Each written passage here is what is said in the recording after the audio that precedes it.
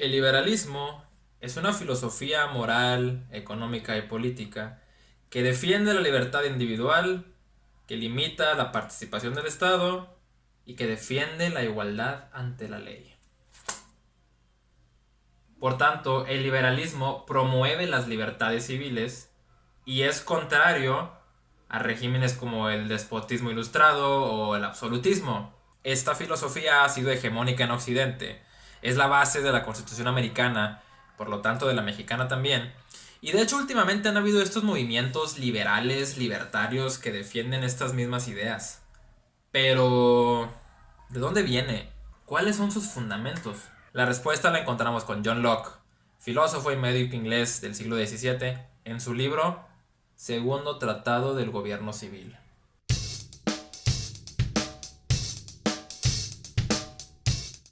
John Locke escribió dos tratados, el primer tratado del gobierno civil y por supuesto el segundo.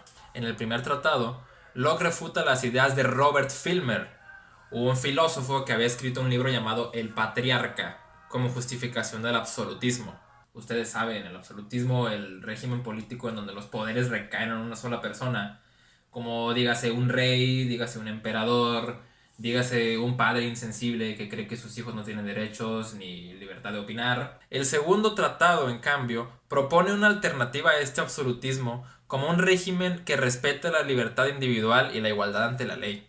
Ahora, ¿cómo se fundamenta eso? Pues veamos.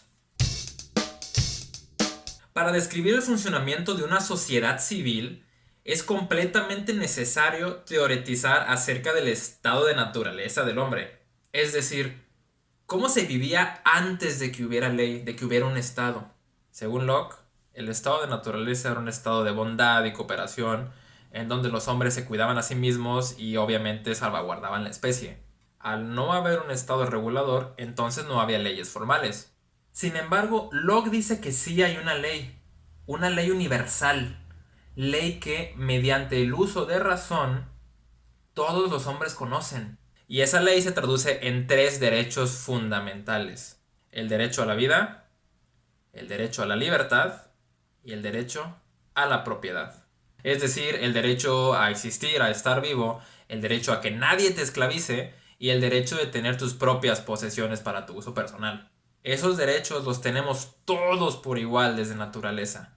Es por eso que como tenemos los mismos derechos, un hombre y otro son completamente iguales. Ahora, el hecho de que existan derechos no quiere decir que el estado de naturaleza es un estado de libertinaje. Es decir, no puedes hacer lo que quieras si eso se mete con los derechos de los demás. Probablemente de aquí viene la frase: tus derechos terminan donde comienzan los míos. ¿Qué pasa si alguien se mete con mis derechos? Si alguien atenta contra mi vida, si alguien me roba o si alguien me quiere esclavizar. Recordemos que no hay ley formal. En este caso, cuando otro individuo está violando mis derechos, mi misma razón crea, digamos, otro derecho, que es el derecho de defenderme. Es decir, tenemos derecho de defendernos de los que se metan con nosotros. Y podemos castigar al agresor y también podemos hacerle pagar reparaciones por el daño hecho. Todo esto para no permitir que se transgreda la ley otra vez. En cuanto al castigo, por cierto, tenemos la posibilidad de matar, porque pues no hay ley formal, puedo hacerlo. Aquí Locke pone una idea interesante. Nosotros, al ser agredidos, no hacemos uso correcto de razón. Estamos guiándonos por nuestra pasión, o sea, por nuestros sentimientos. Ejemplo, imagínense esto. Ustedes están en el estado de naturaleza y ven que otro individuo está robándole sus propiedades. Robándole, no sé, alguna almohada de madera que tengas o algo así. Entonces, como a ti no te gusta que te roben tus cosas ni que se metan contigo, tú vas, atrapas al ladrón, pero como tú estás movido por tu pasión, entonces lo que vas a hacer es aplicarle un castigo inapropiado a esa violación del derecho. Es decir, como yo me dejo llevar por mis pasiones y no me gusta que me roben porque lo odio, resulta que yo decido castigar a ese sujeto sacándole los ojos, quemándole los pies y cortándole los brazos y luego dejarlo tirado en la estepa esperando que se desangre. Ese castigo que yo le di no es proporcional al daño que me hizo. De hecho, ninguna persona racional aceptaría eso. Espero. Entonces, aquí es otro indicio de que necesitamos una ley formal que regule este tipo de brutalidades. Entonces, eso es el estado de naturaleza. Un estado con una ley natural pero no leyes formales, en donde estamos a merced de la violencia de los agresores y también a merced de los castigos apasionados de los agredidos. ¿A quién le gustaría vivir así? Locke, dentro de este estado de naturaleza, identifica otro estado. Es el llamado estado de guerra. Este estado de guerra sucede cuando alguien, de manera premeditada, trata de atentar contra nuestros derechos. Eso nos pone a nosotros en un estado de guerra contra ese individuo. Evidentemente, este es un estado de violencia, brutalidad, muerte, guerra, peste, todas las cosas indeseables que se les ocurran. Por ejemplo, ustedes están relajándose con su hembra, viendo el atardecer, y llega otro individuo a amenazarlos de que en un descuido les va a quitar sus cosas y les va a quitar a su mujer y los va a matar. Básicamente, que te cuides. Esto te pone a ti en un estado de guerra con respecto a ese individuo y tú tienes todo el derecho de defenderte antes de que él viole tus derechos. ¿Por qué esperarías a que te hagan daño o que asesinen a tu hembra para reaccionar? No tiene sentido. En este caso, defiéndete desde antes, ¿no? Esto tampoco es bonito porque ¿quién quisiera estar a merced de los violentos y de los más fuertes físicamente que nosotros? De nuevo, razón suficiente para crear una ley formal y un estado que nos defienda. Aquí algo súper interesante. De los 3 derechos fundamentales, los primeros 2 son completamente intuitivos. Nadie tiene derecho a matarnos y nadie tiene derecho a esclavizarnos. Pero, ¿tenemos derecho a propiedad? ¿Qué no se supone que la tierra es de todos? ¿No se supone que todos somos iguales? ¿Por qué alguien podría tener propiedad y yo no? En el estado de naturaleza, ¿qué exactamente me da el derecho de poseer cosas? Es una cuestión fundamental, que en la actualidad muchos de nosotros la damos por hecho, pero si nos preguntan no sabremos cómo justificarla, al menos la mayoría. Locke dice que si bien los recursos de la tierra son comunales, o sea, públicos, podemos obtener propiedad a partir de él. ¿Cómo? Wait for it. ¡Trabajo! No, pues sí, tengo que trabajar para tener propiedad. Eso es lógico, ¿no? ¿Así? ¿Lo es? ¿Por qué? Porque...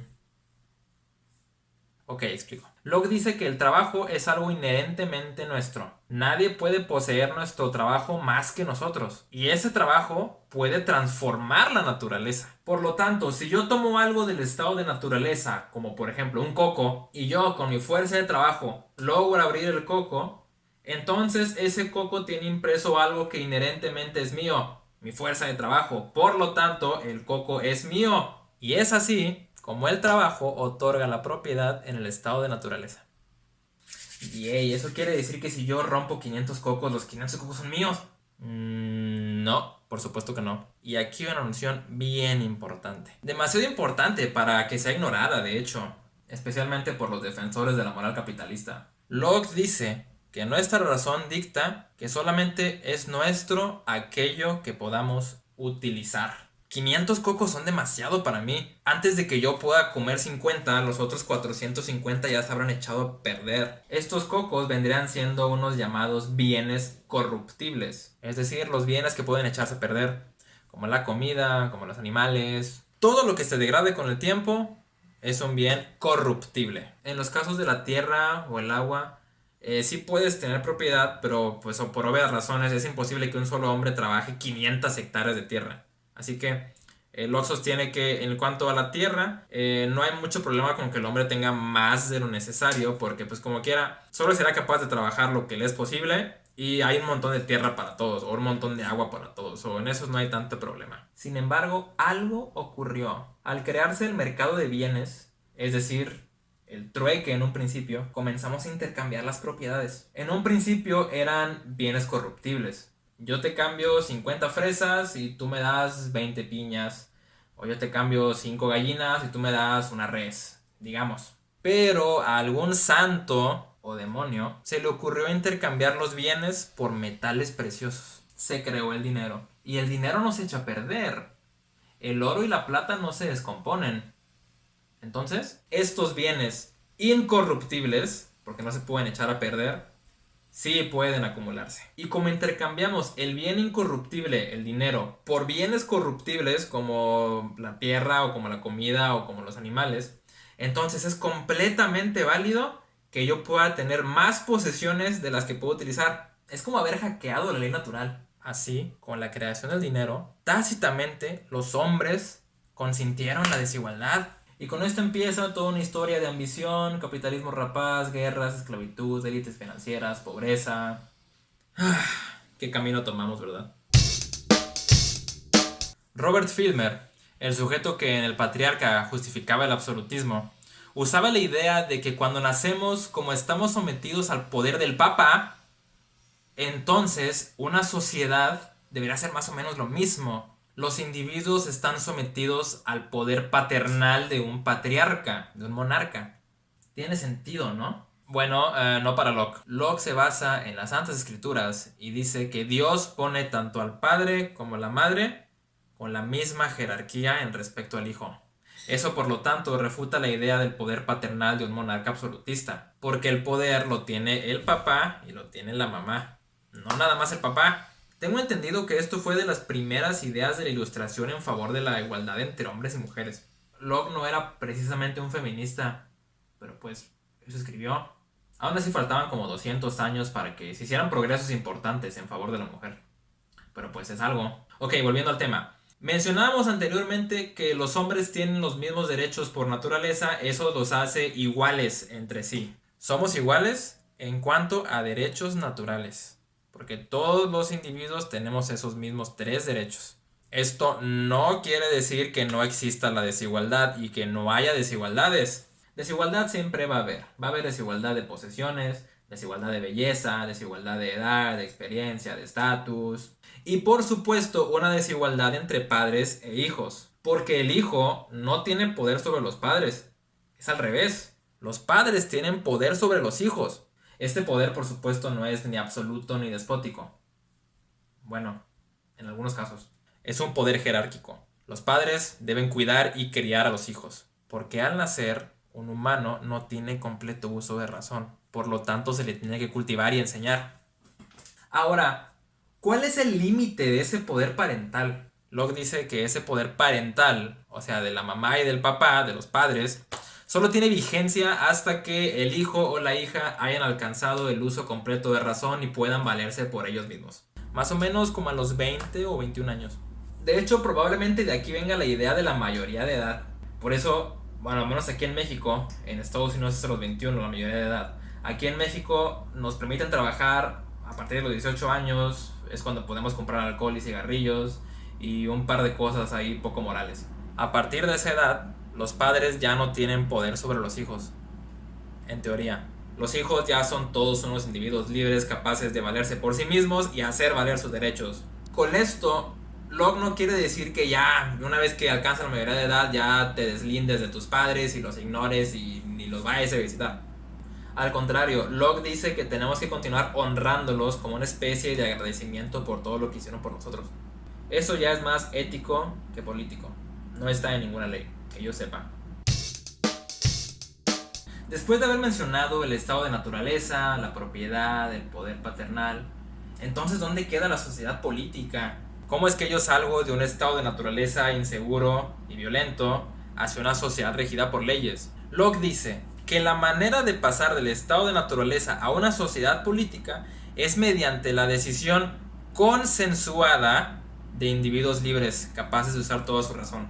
Es decir, un grupo de individuos se ponen de acuerdo para dictar unas leyes y para también establecer sanciones para cuando se violen esas leyes. Entonces, a partir de que tú creas el poder legislativo, que es el que crea las leyes, y creas un poder ejecutivo, que es el que ejecuta las leyes, entonces tienes un estado. Así, los individuos renuncian a ciertos poderes del estado de naturaleza, como por ejemplo el de hacer justicia por cuenta propia, y se lo entregan a una comunidad.